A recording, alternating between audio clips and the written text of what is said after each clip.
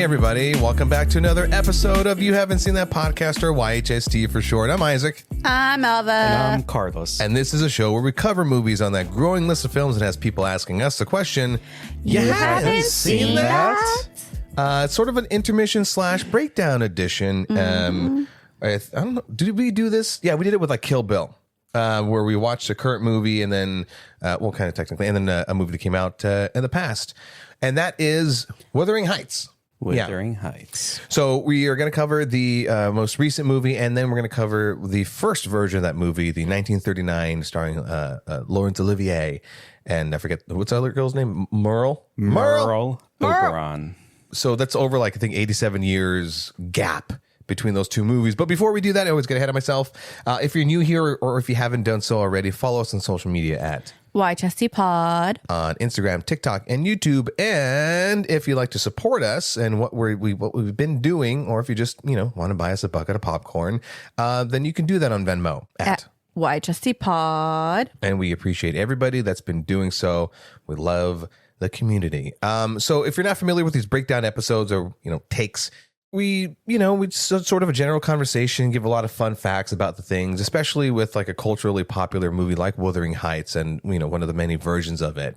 Now, this is definitely a female targeted movie. So Alva's going to be leading most of this. So yes, I will. Any complaints you have can go directly to her. Make sure to tag her. Can be, it's Alva. Redirected to Forehead Films and C. Barraza. Forehead FPV. Whatever. And it's C. Barraza 90, bro. Okay, well, redirect it to them. And if you aren't tagging us in anything, it's YHSD Pod. Make sure to add the pod. That poor Filipino lady. Please. So these movies were interesting. Mm-hmm. This is an interesting storyline. It is, yes. Do you want to give us a little breakdown of just the story, the history of Wuthering Heights from the book and so on? Okay. So Wuthering Heights was written by Emily Bront. It was her first published book. She did have to do it under a pseudonym because of the time. Women weren't really meant to be publishing these things. So it was her and her sisters kind of had all these books like Jane Eyre and all that stuff. But this one was the most successful book. Unfortunately, she passed away before writing any other stuff. And got a lot of criticism too. I mean, it's okay. Yeah. So it has a lot. Interesting story. Okay. So I will say the movies do romanticize a lot of these things. And I understand they're trying to get infidelity. They are trying to get those people to watch the movies. Romance sells. But there is a difference between romanticizing certain things and sexualizing and sensualizing. I thought you were speaking another language here for a second. I stuttered again. So that is that. So I do have a question for you guys. Have you guys read the book? No, but I did look up Cliff Notes of it. So, but besides that, have you guys aware of the book? So for me, no, never heard of the title or anything until this new movie came out. Okay.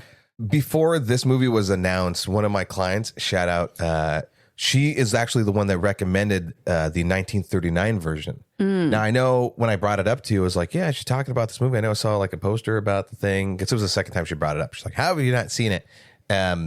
Then I saw that there's all these different versions. And I even, to then I got confused which one we were supposed to watch. And I kept saying the 70s version. But it's the original 1939. Mm-hmm. Yeah, I remember seeing, I don't know exactly the year. I would have to probably go through all the cast and the posters and everything. I remember seeing it, I think in college for class that we were doing something within literature. Did you guys read this? Well, yeah, if it was an English class. No, I'm saying like the story is very interesting. Well, yeah, I mean, like if you're taking like a lit class in college, they do have you looking at all these different books and everything like that. So it is part, some of them do have you looking at certain things. But besides that, I haven't read the book. I tried to reread the book, but then I remembered reading the book the first time was like, oh my God, what am I reading? Mm-hmm. But I found announcements that Margot Robbie is going to be in Wuthering Heights, Jacob Elordi is going to be Heathcliff, and I'm like, I don't know how this is going to... Do they know what this story is? Let's just say I didn't know what the fuck the story was, which I didn't. Just based off of cast, Margot Robbie is super sexy, to say the least. Mm-hmm. Yeah, and then Jacob Elordi, how do I put this? Is Super also sexy? super sexy, even as Frankenstein's monster or in Saltburn, or which connection there. So when it comes to like gorgeous people, even if they're lovers, no matter what sort of what the tragic or dark dynamic or twisted dynamic is worth watching. So I'll just kind of be a guy in that regard. Yeah, and then for me, I told you guys the other day too that the only prep work I did for myself was just watch the teaser trailer for this new one. I was like, okay, I kind of got an idea. Is this going to be something very steamy and intense?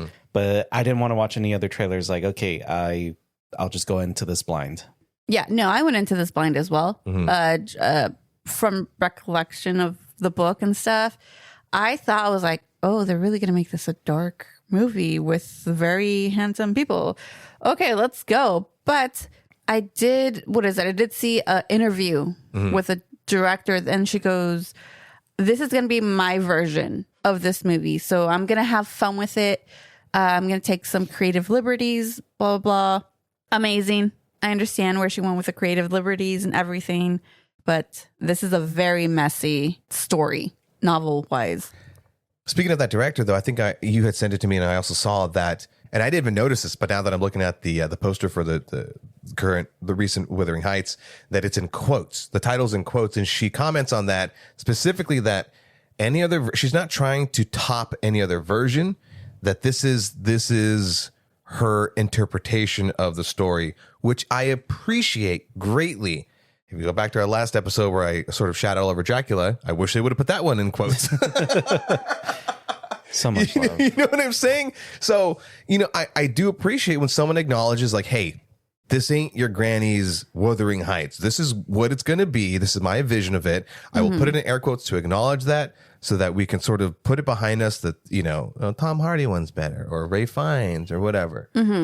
Also, with this one, she did use people from Saltburn. I think it was, Jacob Elordi and also someone else.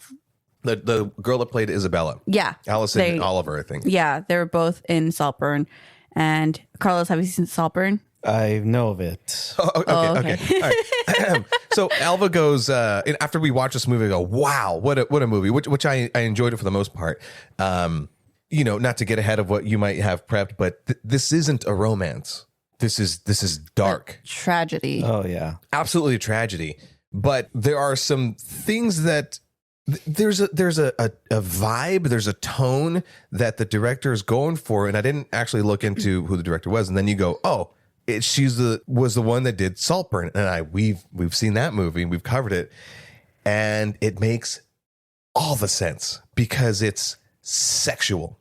It's super sexual. It's very steamy. Like everyone is horny. It's a very horny movie. Translate that one into this current movie. This movie is very horny. Yeah. It's, I think if I were to nutshell it, it would be 50 Shades of Grey and corsets. Yeah. I found this way better than 50 Shades of Grey. Way better than 50 Shades. This is a better love story than 50 Shades of Grey. I love Dakota Johnson, but those scenes that were on, when we were watching it, I was sitting next to an older, I don't know if it was an older gentleman or lady. And I was just like, I am sitting. And then he was like, oh my.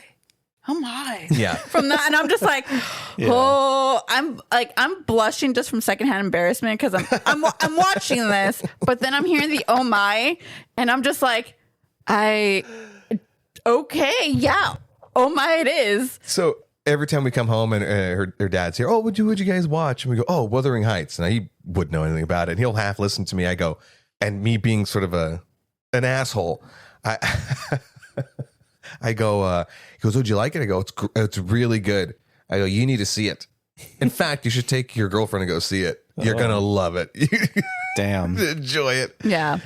He won't, because he's not into hypersexual, hypersteamy things. But I wanted to quickly say, as far as like prepping you for this movie, preps you for what it is in the opening sequence when it comes to the recent version, the recent iteration, and it has the intro title cards, and there's a noise, and the noise it sounds like almost like a squeaking, and it's the rhythmic squeaking, and it gets quicker and faster, and there's breathing and a sort of somebody reaching a finality, if you will.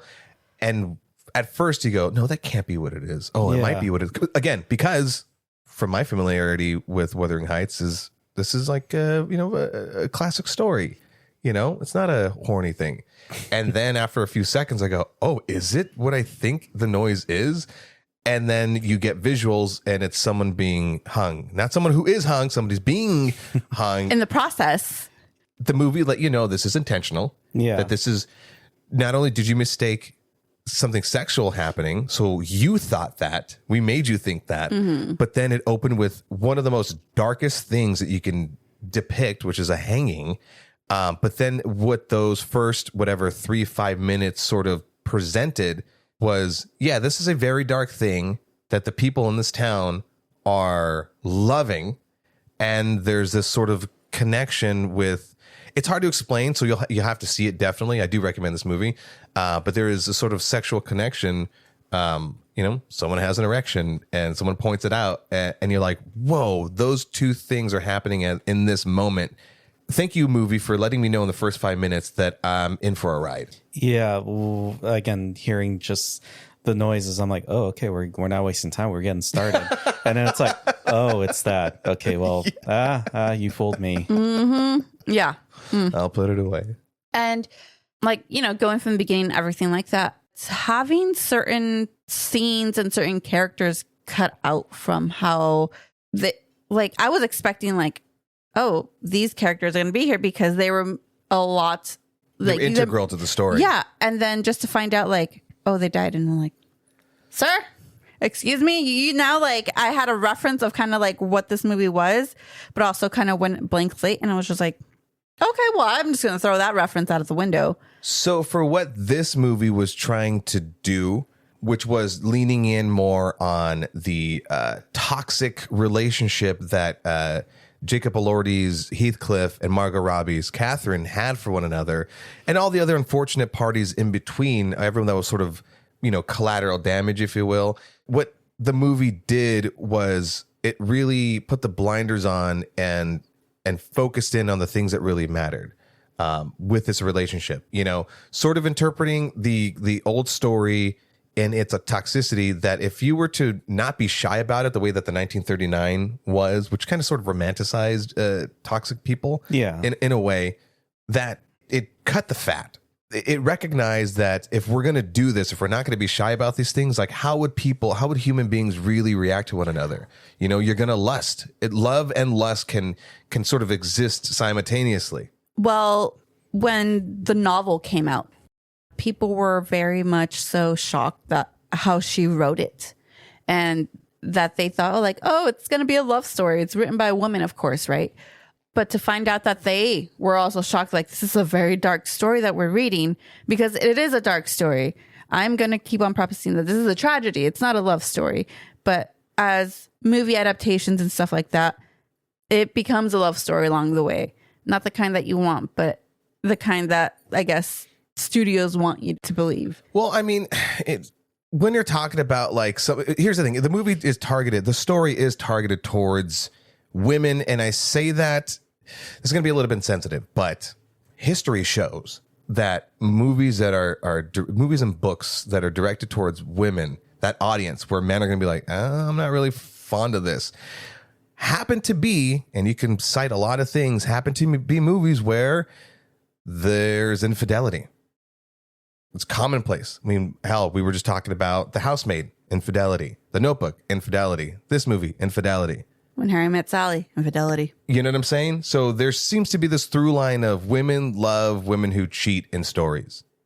Which is, I find very odd, because when I'm reading books, romance books, and I'm going through these forums and everything, and then the first question that pops up is always, is there cheating or something like that? There you go. And no, but here's the thing that confuses the fuck out of me is women go, oh yeah, a little bit, it's a little foreshadow or a little bit in the past to be I'm not reading this book.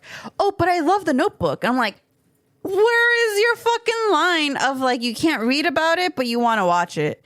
Like they're like, is it because a movie is more of a visual, but like no, not necessarily. I think there are some movies that are really heavy into romanticizing the cheating, and then there's other movies like The Notebook where, by the way, and I've said it before, where like those two characters are really toxic for one another, but at the same time there's enough of that chemistry where you're like, wow, is this how love is? It's passionate. It even if you chose the wrong person, you know. Because in certain movies, especially like period pieces like this one or like The Notebook, but The Notebook is kind of technically a period piece. There are those eras where you don't have a choice in who you're going to marry. Yeah. In fact, marrying somebody into a family is more of a business transaction, which is why I like how this is sort of like the Wuthering Heights was sort of formulated, especially in this one in particular, because in the 1939 version, they didn't lean in on or extrapolate the old. I got to marry into, we're not doing well because of like money our issues. prospects are not good. And how like in this newer version, Mr. Earnshaw is like played by Martin Clunes of Doc Martin, the TV show. You should go check it out. like he's telling Heathcliff like, no, don't ruin her prospects. She has a chance to marry into this wealthy, well-off neighbors of ours. And then like in the old version, they didn't really... No, they didn't touch push it at that. all. I mean, the character of Mr. Earnshaw is not really in the older version that much. It's the brother that's kind of like pretty much like the abusive family member. And that's going back to it. Like that's where I think this Wuthering Heights did and again, I don't think any movie is better or worse. Yeah. So anyone listening to this, I'm just sort of commenting. Where this movie, it's streamlined, some of the characters by literally combining two characters into one. Yeah. Or in this one, like with the character of Nellie, giving her more of a backstory, which kind of leans into more of her motivation. Yeah, her character was much more developed in this one. Yeah, absolutely. I mean, there's not much of a name difference between the two. I think the other one is Ellen. Something like that, yeah. But yeah, this one, like they definitely go into her backstory that she is a bastard born person, like someone born out of wedlock. I don't know what would be the term for like for men, they're considered like still bastards. bastard. It's still bastard for women. Okay. Yeah. And especially for her motivation to stick around and then for her betrayal later on in this story. Setups and payoffs. Yeah. Set like a good writer, a good screenwriter will have subtle setups that aren't so obvious, sort of Chekhov's gun. Yeah. And that payoff that you go, holy shit. It was slow, like her character, her motivation or her resentment was slowly boiling, and her doing what she did ultimately was also tragic. Yeah. Yeah. Well, it was like in the movie, and it was more of her jealousy in the relationship. Right. Yeah. But in the book, they actually have her more of a narrator, a simple servant. She's less active in how the whole destruction. So basically, in the book, it's Catherine's the destructive one. The movie kind of like, whoa, what's going on with that one? Yeah, because in the 39 version, she is the narrator, and she doesn't have as much of a bigger role as in the 2026 version. Like a little bit more with the book. Like she's not as destructive, but by her not saying something, but also Kat never gave her the space to say something. Yeah. Like I said, with this one, they weren't shy about anything. And in essence, they sort of acknowledged the era. Since over the past 87 years, there have been a lot of TV shows and movies that have really highlighted what it might have really been like during that time when it comes to like your prospects or a woman's place or a servant's place. And in this case, like just how greedy people can be, and there really wasn't a lot of good people in the traditional sense. I mean, hell, Mr. Earnshaw had a line where he goes, "I'm humble. I'm the kindest person you'll ever know," and then beats the shit out of Heathcliff. Like, that in that world, he is the kindest person because he brought him in. But you sort of raise a household with a heavy hand. Yeah. To nowadays standards, you're like, no, just talk to them, and you're like, no, back then you beat the shit out of them. Yeah. And so almost everybody is not a good person in this recent iteration. I think except for the I think Edgar Linton. the Lintons. Yeah.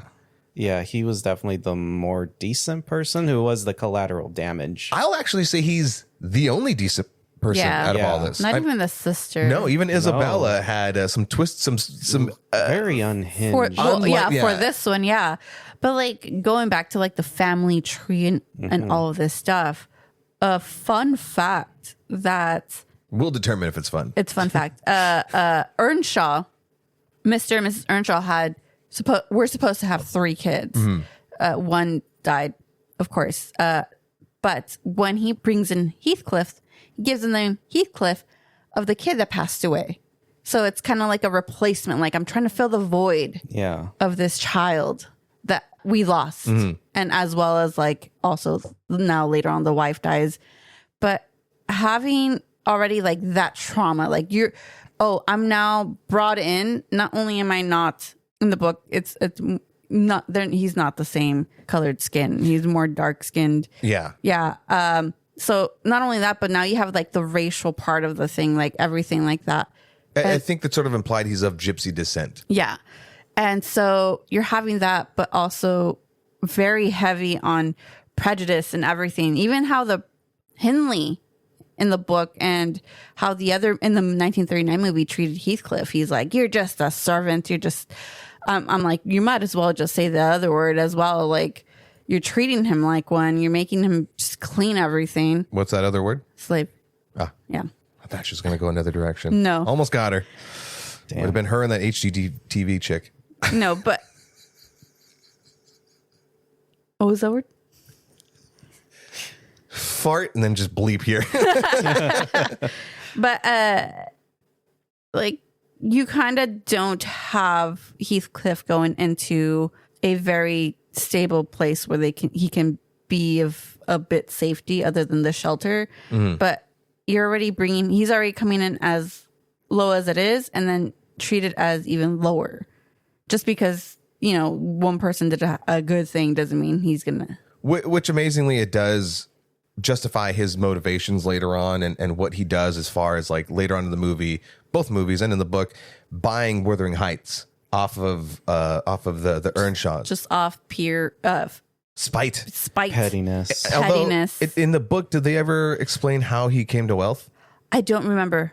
Because in the 39 version, they don't. In this one, they don't. Because he was gone for like 3 years. Which in the 39 book, it was 3 years. And this one is 5 years. Yeah. So I don't know. Yeah. I need to, like I said, I need to reread the book to kind of. The 39 version just made reference that he went to America. And that's where he became more gentlemanlike with his appearance. And then in the new one, Heathcliff intentionally keeps a vague like, yeah, maybe I did do that. As he's smoking his pipe. Yeah. For all we know, he probably just be that pipe. Just went to a different region and just made sure he changed his name while he was there or something. So going back on the 30, well, I want to do a little quick comparison and what was in and what wasn't in both the film and novel. No. Well, and that'll be a whole other thing I'll let you do. But the 39 and this version. The 39 movie opens up with you're following a traveler, and this is like our quote unquote present day timeline, and the traveler is seeking shelters during a storm, and upon the Heathcliffs or whatever taking him in begrudgingly, they put him up in a room. Now in the book, he happens upon a diary, but in the movie, he's told the story of Catherine and Heathcliff by Nellie, Allie, the basically like the lead maid or whatnot, and then the whole movie sort of occurs in a flashback.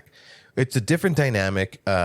There are ghosts in that one, so there's that to kind of lend into the tragedy. And I don't know if that would have worked in this movie, but I love that it for its 2 hours and 60-minute runtime, it again cut out all the fat and just it focused on what needed to be there. I didn't mind that it took out the supernatural aspects of it. But the other thing, too, is like you mentioned in the 39 version, Heathcliff is supposed to be a darker skinned person. In this one, he's not. But the funny part is that they still had a darker skinned character. And that was Edgar Linton in this one, played by Shazad Latif, which is, I feel like some sort of nod, even though it might not be period accurate. Something there. I can't exactly piece what it is, but there's just something there for like it felt like a choice for them to do that. I think with this one, her being an only child, although her brother had passed in this one, I think it did something as far as her character where it made her, it made more sense that she's so alone. You know, so that when she does acquire, and that's a proper use of the word, when she does acquire Heathcliff, and she's the one in this one who gives him the name and sort of makes her a pet, that it makes more sense, you know, in regards to her having such a connection, more of an actual ownership rather than a friendship, you know, where it can kind of be mistaken. Whereas the 39 version, they're just more friends. Well, as you were talking about that, I kind of did see a little bit of like the ownership. Like, I think towards the end when Kathy was like, he's mine. He's my pet. I was just like, oh, nah. I was like, oh, there it is. We just changed the level of how ownership would be from the book to the movie in a different type of way, more of an emotional way, also as well as like personal. Like, this is mine. Don't touch my toy. Which in all iterations, Catherine is an insufferable character. Oh, yeah. Yeah. The casting choice for the younger Catherine was like spot on. That totally looked like a young Margot Robbie. And throughout the entire movie, for both movies, although for the 39 one, I don't really watch a lot of classic black and white films. Right. There's a different feel to it. There's a different delivery system, even with like musical score and everything, all that is involved with it. It's a tough watch. Certain things are like, you're really sitting in that moment, and it's 1939, so the acting is very big. And we were kind of joking about it as we were watching it, and how, you know, the acting choices back then where you just were sitting there contemplative and then just start crying out of nowhere. You're like, it's huge. Yeah. You know, whoa. So like it's hard at times to sort of get past that older acting style, because nowadays we feel like things are a little bit more grounded and people are really feeling it and stuff. But, you know, watching the 39, I'm trying to see the story. I'm trying to feel. So I'm listening to more what they're saying and what's being done, as opposed to actually like how their performances are, which can be a bit distracting for me at times. But where was I going with this? How old timey movies are just feel differently. Is that what we're trying to get at? Yeah, I went down like 3 tangents. Whoops. Carry on. Yeah, I mean, like watching the 39 version, I knew, of course, you know, movies back then were made way differently. There's no way they're going to have the same level of intensity, sauciness, you know, or shirtless. Well, no shirtless moments, I should say. No, I know. So yeah, I knew that they were going to romanticize a bit more with the older version. And I think, yeah, like at the very end of that movie is where they actually kiss each other, because throughout the whole movie they don't do that. Right. Whereas in the new one, they're all over each other. Like, Boy, fluids are being swapped. oh yeah, Yeah, I mean, no shortage of- I mean, my back was sweaty after we left the theater. Things were wet. So thank you, Jacob Yeah. Elordi, as always. But I don't even know. Edit point. Yeah, I know. I did the same thing. Yeah, no, I believe with both 39 and this new one, the current one, they both left out the most important thing, which would be the generational trauma, which would be Act 2. 2026 cut out Act 2 and like did a different. Which I'm glad that they did, because it's imagine following a story and it's about these two people and then they die. Spoiler alert. And then they die, and then you're following their kids. Even as I was like looking up the cliff notes and as you were telling me about it, as far as the story is concerned, like I don't give a shit. It's because it's sort of like the same thing, wash, rinse, repeat in a different package. Well, yeah. Well, the only thing is like you're watching the two main characters. One passes away, the other one still has a hold on the whole vengeance and everything, and only to be like, no, because the one person that gave me a little bit of sympathy, empathy, is now dead. Now I'm going to have to carry on this whole vengeance of everything because of how that one moment in that kitchen or wherever it was in their house. And he didn't, because a man never stays for the full conversation. He only stays for half and then walks away. Looked right in my eyes and said that. Damn. And then like, it was just, but it's always like half the conversation and didn't look at your eyes. And then walks away just because he gets half of the information of what's being said. Never stays for the complete whole thing. What do you say? Exactly. Exactly. Can I put into context for you in the second? Okay, so we have the book, the 39, and the current one. In the book, Catherine dies during childbirth. So she does actually successfully have Linton's baby. Yeah. That's the book. In the 39 story, she does not get pregnant and just dies from, what does she die? She has a fever from what again? Fever.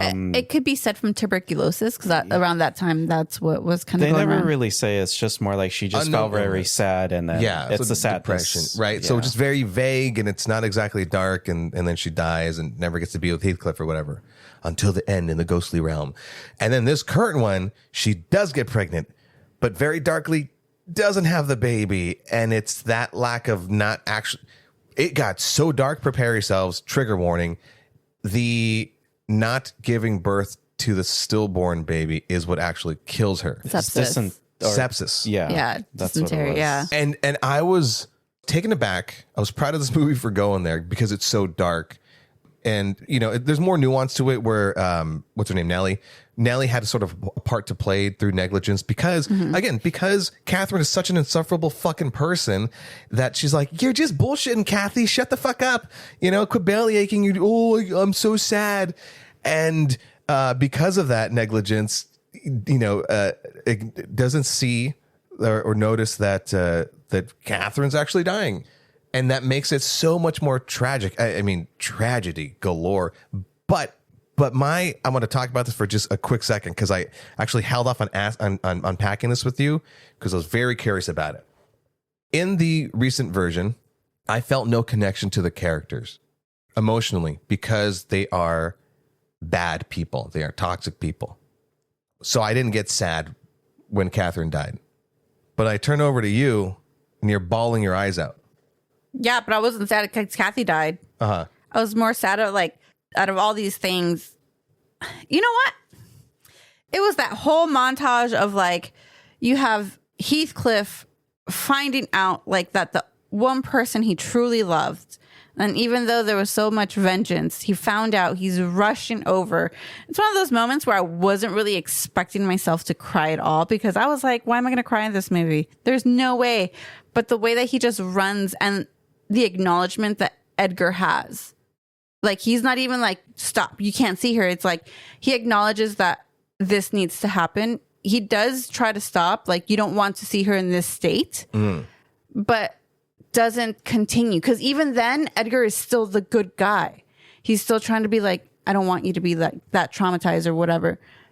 But he still goes. And it was that moment of how the movie was just basically, out of all that vengeance and all that, you guys could have put that aside. You guys could have used your words to talk, blah, blah, blah. And he lost the one person that kind of in a way knew him. That's where I was like, how fucking dare you play with my damn emotions and make me cry. This should be a fucking game scene. So I do agree with you where that would be reason to feel emotional and feel sad and join you in crying. But the reason why I didn't is because the movie did a really good job in depicting two very toxic people. At a certain point, I'm like, oh, Lordy, you know, Heathcliff, fucking bounce, bro. Like, just, you know, focus on Isabella and her nuttiness and have fun. But then where Heathcliff ended up going, like, it took spite to a next level. You even said it back when we did Superman of like, let me show you what pettiness really is. And that guy really went for the pettiness in such a dark way where I go, you're not a good person anymore. I can't feel bad or sad for you. Sure, I feel bad for Linton, but what the fuck? Yeah, like, definitely he hit that low point for me where he pretty much very sexy way. Yeah, where he tells Isabella in the 2026 version, yes, we're going to marry, but it's because I'm not going to be thinking of you at all. I'm thinking about Catherine. This is my way of getting back at her, and you're going to go along with it. And she's just like, yes. Which yes. I will. The only thing I'll actually give him some credit for is that he let her know. He let Isabella know what he's going to do, and then asked at each point, do you wish to continue? And she very said, yes. consensual. Yeah. Oh yeah. So hey, give him credit. He was like saying like, hey, you want to go along with this? Yeah. Because this is what I intend on doing. And the safe word is no. And how like he pretty much has her on a leash, literally, which I did not expect it to go that. It's very far. BDSM, by the way. Again, 50 Shades of Grey with corsets. So, oh my God, by the way, can we talk about like him lifting up Margot Robbie by the corset? Oh, dude, I was like, one arm. I looked around. I was like, I'm sorry. Is anyone else also finishing in their pants right now? Anybody? At that moment, I was like, I can't look at Isaac. I got to keep focused on what's going on. Nobody exists around me right now. No, I went somewhere at that moment. I'm like, holy shit. I was he like, did okay. that. Like, God damn. I was like, all right, so I got to read this book now. Ooh, yeah. It's like, well, like, dial it down, guys. Dial it down, movie, Dear please. Lord. I thought that was all it was going to be. Like that moment of like the sexual part of it, like the need, the lust of it. And I thought it was going to stop there. No, that was just the beginning of everything. Yeah, and I cut you off. I'm sorry. No, I was just going to like add on to like how you saw Elva crying towards the very end. Now, for me, I will admit for the 39 version, I got teary-eyed at the end of that movie because, yeah, the tragic part with the new one is that they don't have their goodbye where they kind of like acknowledge like, okay, yeah, like we treated each other horribly, and he only gets there way after she's passed. Whereas in this one, he does go to the house, to the Linton's house. She's on her deathbed, and they're just kind of acknowledging that, you know, the stuff they could have, should have, or shouldn't have done to each other. Sorry, you said 39. They did that. No, like in the old version where they had their chance to say goodbye and to say what they wanted to say. Okay, yeah. So it was like bittersweet, especially. Well, you know, again, it's a little more cheesy, romanticizing like her final moments where she asked him like, "Oh, can you take me to the balcony so we could look at the moors?" Because that was their special place. That was their castle where she felt like a queen. So that got me teary-eyed, and then kind of seeing how he regrets, you know, like the way he acted towards her and saying like, I hope you don't rest because I want you to haunt me. Which in a traditional story, you know, it's the moment where two characters, although how toxic they've been, it's their redeeming moment. Yeah. They both realize they were actually terrible human beings, and I'm sorry, and we shouldn't have done that, and it's all too late. And so that's why I didn't feel anything in the recent version, because they didn't have that moment, because there wasn't the acknowledgement of, I shouldn't have done this, and I apologize for everyone involved. I mean, Heathcliff, for the most part, was never apologetic of what he did. You know, even that final interaction with Linton, he pushes him off. Linton, like you said, Alva, like Linton's like, look, man, I know we both loved her. She's an amazing person, so I'm gonna give you this. I know you were, you know, smashing uglies behind my back, and in our dining area. But Carriage too. Yeah, you know, but I still can't let you see her like this. And he's like, "Fuck off, Linton, you bitch, you cuck bitch." Horrible. What an asshole. What a fucking asshole. Bitter to the very end. To the very end, and the whole thing, which I think the 1939 version kind of did hint that Heathcliff did kind of, in a way, lose his mind from all like the vengeance and stuff, because he does chase after Kathy and the Moors are more of a representation of like how their emotions are very chaotic and everything. So for him to just run off in the Moors is like, you kind of lost your mind right there. This is you. It's kind of like you appear to this guy, but not to me. What did I do to you after I told you to haunt me? Non sequitur, by the way, because we gave a lot of credit to like Margot Robbie and Jacob Elordi being absolutely fucking gorgeous human beings, but Laurence Olivier and Merle Oberon were beautiful people. Like, you know, not a lot of times I look back at like the old fashioned movies, and there's like that sort of classic beauty and stuff, but you know, I'm watching this, you know, trying to like get into the era, get into the mood with the 1939 version. And I go, wow, Lawrence, look at that jawline. Oh, yeah. That cleft chin. Handsome. Very handsome. guy. And Merle, I go, wow, she's really stunning. A little fun fact, she's actually of South Asian descent.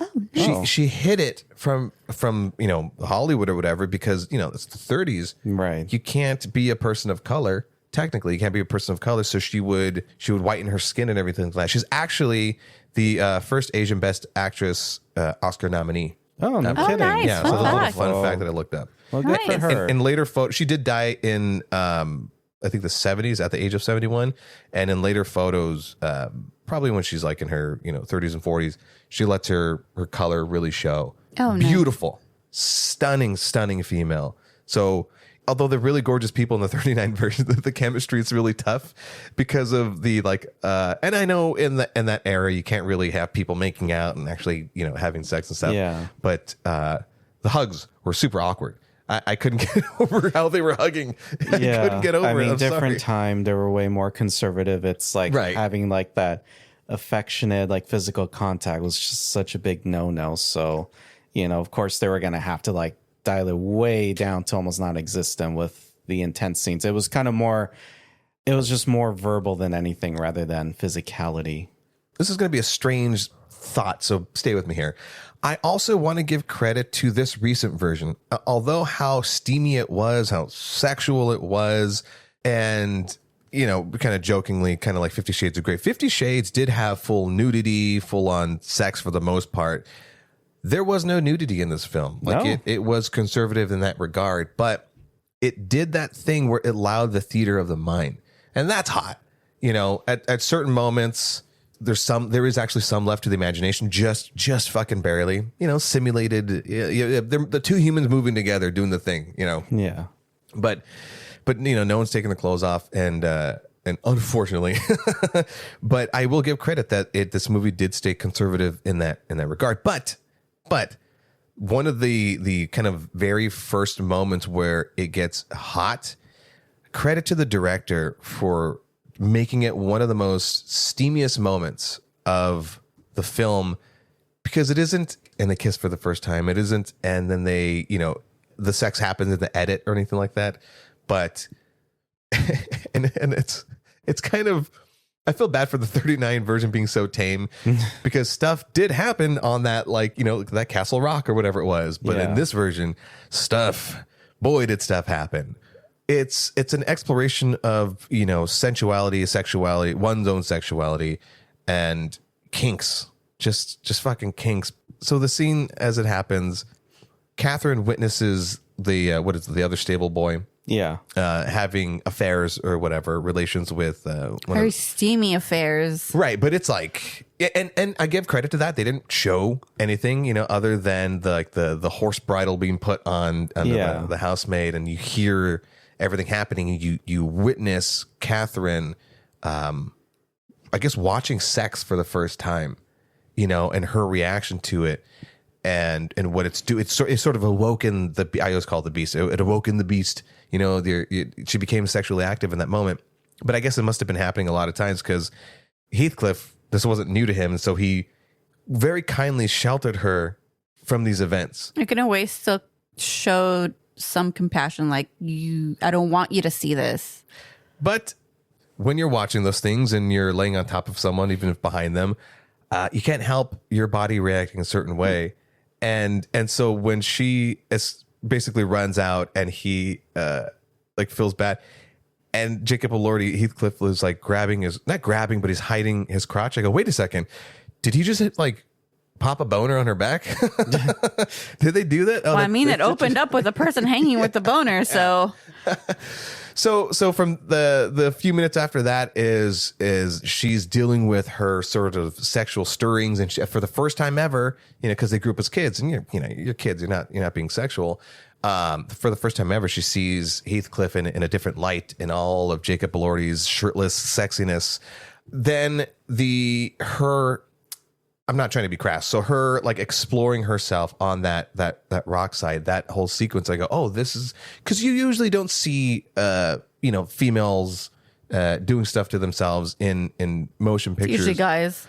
Yeah, because we're gross like that. But it was like it was a sweet moment that turned extremely sexual. So then the part that had me sat and gagged, as the kids say, is Heathcliff catching her.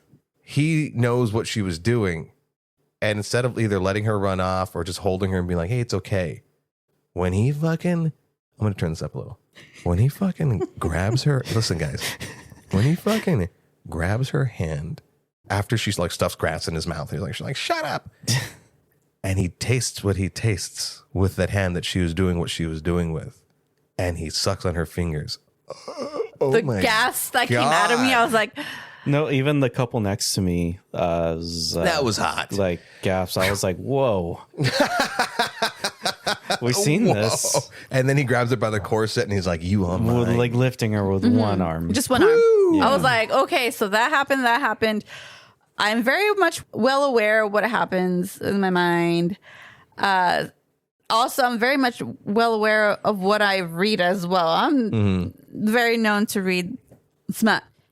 When that happened, I was just like, I don't think I've ever visually seen that happen on screen. But I've read it. Hold on a second. Not seen. And as he lifted her one-handed by her corset, he smiled with his bottom teeth. Well, you have to do it in old school 1939 Edgar Linton. Well, I do say. And he grabbed her by her corset by one hand, and he sucked the fingers which she was diddling her southern parts with. And grinned with the bottom of his teeth. End scene. So, because how the fuck do you grin with the bottom of your fucking teeth? So, Alva, you especially being the most familiar with the story, I guess like out of these two versions the three of us have seen, which would you say was the more faithful adaptation? Out of these two, I'm gonna go with 39.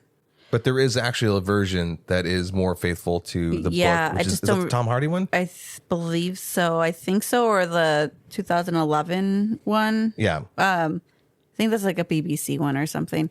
But just out of these two, the 1939 would be a bit more as close as it is. This one you could definitely do tell where the creative liberties and everything is, and I get it. That's all I gotta say right now.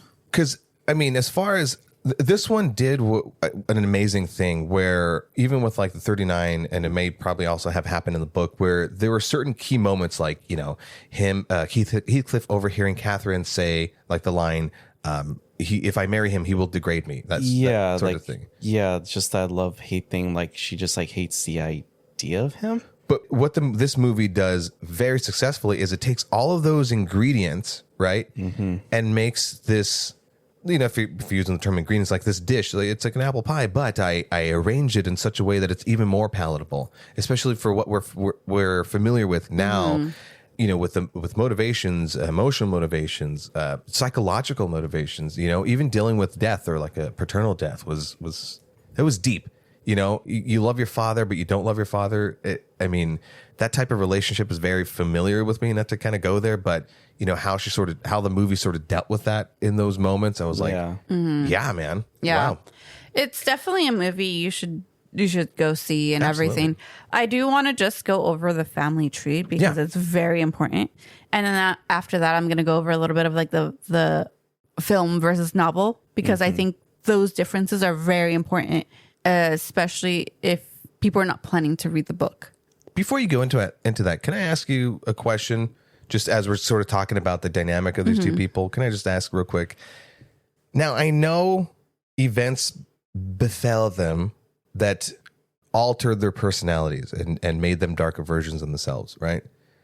After like a certain point, there is a point of no return that they wouldn't have been a normal couple after that, because of everything that they've done with the cheating and the degrading, like Isabella, just things like that, right? You cross that line, you'd never go back. You're not a normal person anymore. What exactly was that point in this recent version where they were innocent enough that they could have been a normal couple? Or could they never have been a normal couple? Whether it be with their class or was it just lust that they were feeling, you know? Unrequited love. They didn't know what love was. I don't think they both were ever loved. So they didn't know how to feel love and be loved and love people. Yeah. Because in the book, there is no cheating. That's why I'm just like... Oh, there wasn't? No. That's why I'm just like, where's the cheating coming from? Okay, I thought that was just kind of like the core essential of the relationship. That's where I'm gonna like go. Like after I'm done with the family tree, right. I'm gonna actually no. Let me go through the whole like film versus novel thing. Go ahead. Lastly, say what I did love that the recent version did at the very end is it went all the way back to that scene where they're in the stable lofts after Heathcliff got beaten by Mr. Henshaw for the first time. And you get the extended interaction with him and Catherine. And he notices she's quote unquote asleep and he professes his love to her. Right. And you're thinking it's the unrequited love. You're thinking it's unrequited love, you know, throughout the entirety of the movie, because maybe she never knew. Right. But the final beat of that, after he says that and he goes to sleep, is in the corner of the screen. You see her mouth and she smiles. And then the movie ends. I love that was in there. I'm getting chills actually talking about it. I love that was in there. And that was needed. Unfortunately, too late, where it's like, well, it's the younger versions themselves that are sort of redeeming the older versions themselves. Yeah. But it was that original pure spark of love. And not lust, but that love. And I'm going back to my crying part.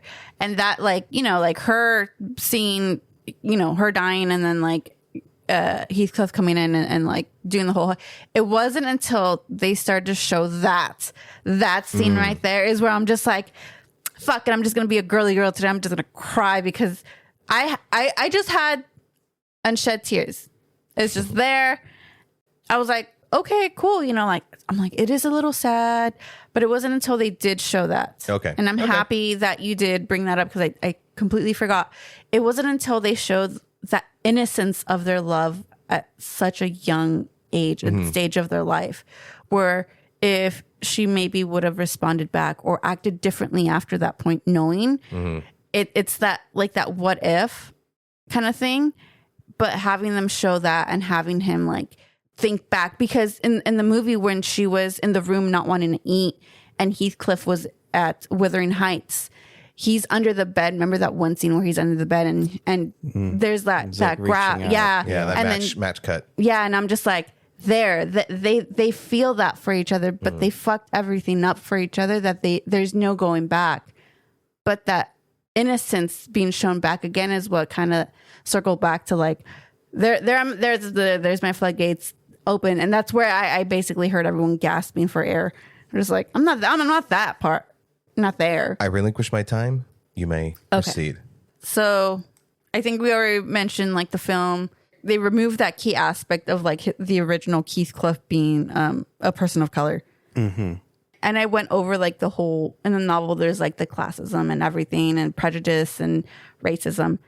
But there's like also, I felt like they put those things in different ways for different characters.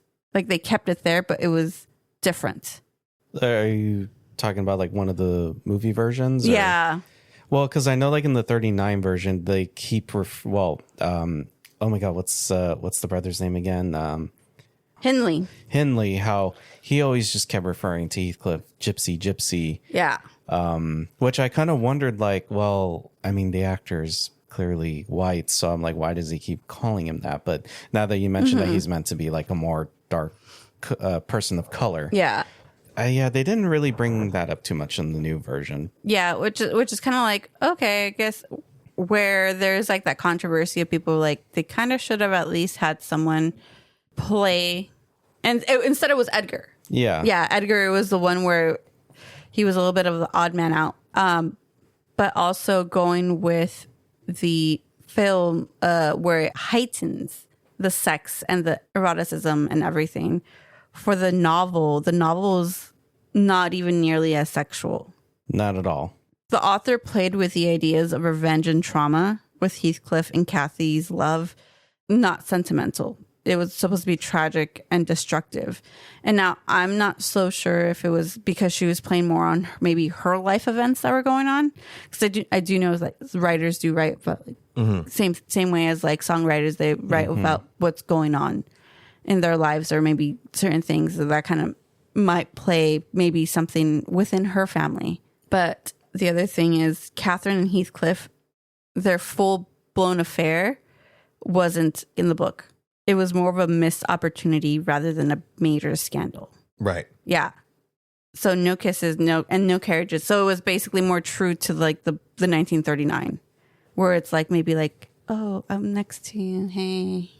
He's not doing it, but whatever.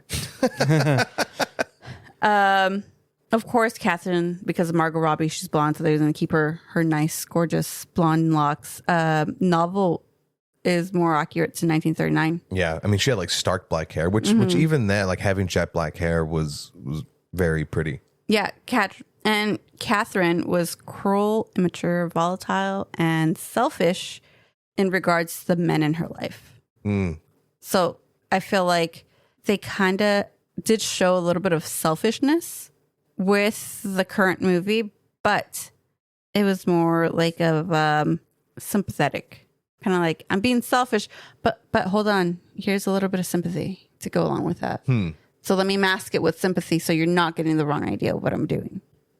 Yeah, because like I said very early on in the beginning of this episode, they were insufferable characters, but they have to be likable to some extent. You have to start off, being able to like them, And so in this version, when they started off where she's kind of an annoying kid, but she's the only child. You're not going to just be like a normal kid. And that sort of being the plant, and then the payoff later is that insufferableness. It was always there, and then it just got exacerbated by all the events, circumstances. I'm just going to go to the family tree now because I feel like that is more of a... All right, go ahead. Okay, so we got the Lintons, Mr. and Mrs. Linton, and then Mr. and Mr. Ershaw. We're going to go with Kathy's side first. You have Mr. and Mr. Ershaw. You have Catherine, Hindley. Those are the two. Heathcliff, later on, he's the one that's being brought in. Hindley, still alive, goes off to college. Kathy and Heathcliff are left by themselves. Hindley marries someone named Frances. That's where we're going to leave it. Those four. Lintons, it's Isabella and Edgar. Later on, Edgar marries Catherine. Isabella marries Heathcliff. Hindley and Frances have a son. Frances, unfortunately, passes away. So then he basically decides to drink and neglect everything because he lost his wife. Edgar and Catherine have Catherine Jr. She passes away, giving childbirth. Heathcliff and Isabella are the only ones where I think they're alive or something. They have a kid named Linton Heathcliff. Let me just give you two last names. Right? Here you go. Okay. Isabella leaves with a child, and Heathcliff is like, I'm fine. Later on, Edgar, I think Isabella dies. The kid was going to go live with Edgar. Edgar was like, welcome here. You have like, you know. Which is his uncle. Yeah. Which goes, hey, Kathy Jr., you have a cousin, and he's going to come live here. Which she wasn't aware of. Wasn't aware of because Edgar didn't want anything to happen to Kathy Jr. as that happened to Kathy. So recluse.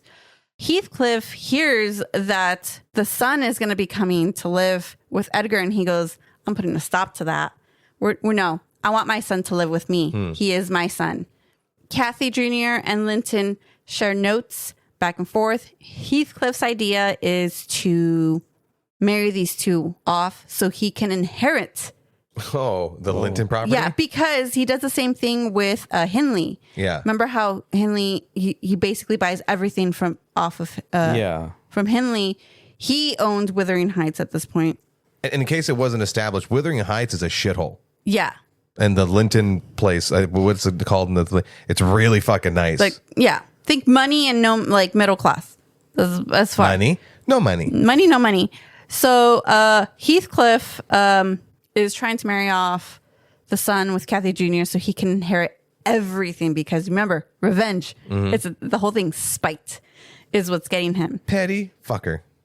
I think he's pettier than 50 Cent, to be honest, at this point. I don't know. Maybe this is where 50 got his pettiness from. But hey, so in the end, Edgar gets sick. He dies. And I think Kathy goes with Heathcliff. Linton gets sick, but he forbids her to go with Linton. But at this point, like in the movie, talk to the solicitor, has everything set up. Meaning a lawyer. Marries off Linton to Kathy. So Kathy basically is taken under the wing. Somehow makes sure that Kathy is in the family. So because women can't own anything back then. So once husband dies, Heathcliff, of course, owns everything. And so he owns both properties? Wuthering Heights and the other one.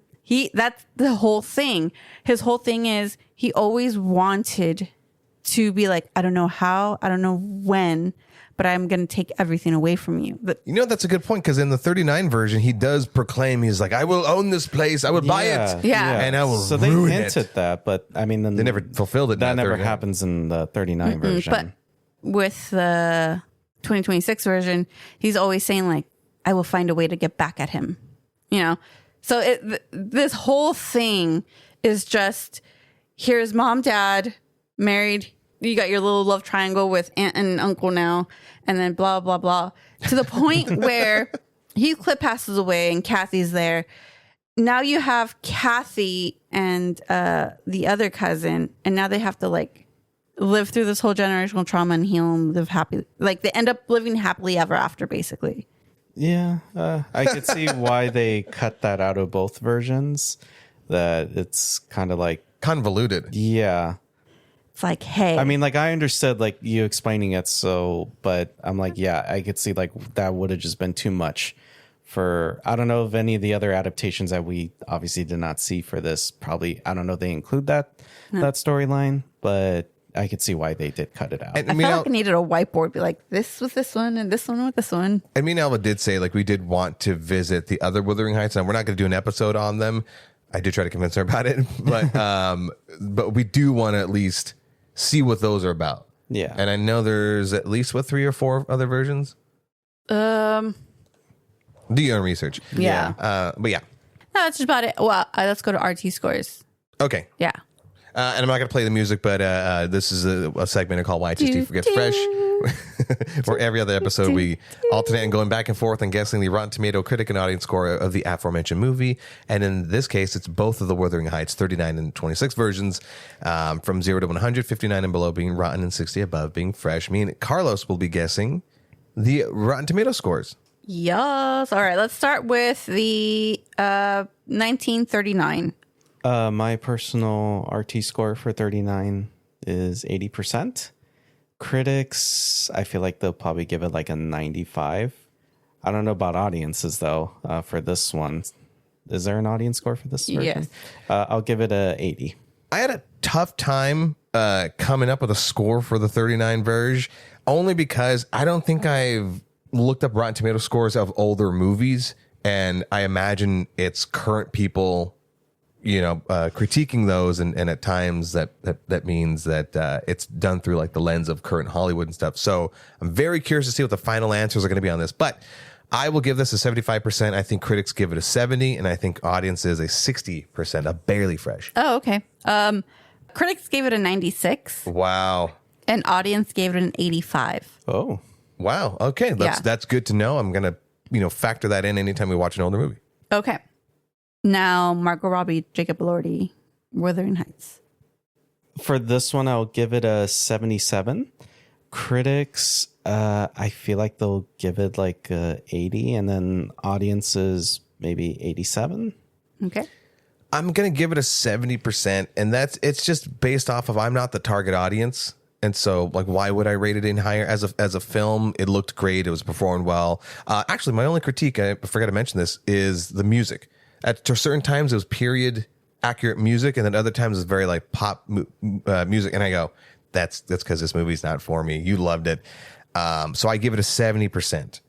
I think that the critics, and current Hollywood's rough, I'm going to say they gave it a 65%. And I'm going to say audiences loved it at 80%. Okay. So critics did give it a 63. Okay. Mm-hmm. Audience did give it an 85. There you go. Yeah. Okay. So those are the scores. Yeah, I know that. It feels weird without that with the bumper. Yeah, so that makes a lot of sense. Any last words before we close it out? Oh, yes. I found out how many versions there are. There is 35 films. All right, so in the next episode, we're not covering 35 films. 35 films? 35 films and TV adaptations of Wuthering Heights. Fuck off. Wow. I didn't realize there were that many. 5. There's just as many Frankenstein iterations. There's like True. like 50. I think I quizzed you on it, didn't I? Yeah. Is it like 38 or 50? It's like a ridiculous remember. number. Yeah. You were being a dick that day. With If we do a flashback. But anyways. with like the fact that there's like 5 key adaptations. The 1939, of course. 1970, 1992 with Ray Fiennes, 2011, and 2026. I think we'll definitely watch like the two more popular ones aside from this one. So my last words as we're closing out is watch old Hollywood, see what things are still carried over today, what was sort of left behind. It's hyper fascinating. So that 1939, check that one out. As far as this one, it ain't your granny's Wuthering Heights, so prepare yourself. Don't take your mom to go see this. Please don't. It's horny. Alba? It's very risque. Carlos? Jacob Elordi. Please put your hand over my mouth and eyes. But please do not take a family member to see this. Yeah, do not take a parent. No. In the meantime, you follow us on social media and let us know what you thought about these movies at White Trusty Pod on Instagram, TikTok, and YouTube, and follow and give us money on Venmo at White Trusty Pod. I had nothing cute to say. And in the meantime, let us know what movies are on your growing list of films that has people asking you the question. You haven't seen that? Okay, bye. Laters. I say, your fingers taste funny. Oh, jolly good, sir. Post taste. My fingers were in the back door that time. Ew. Lift me up by one arm, Isaac. Dangly parts. I say.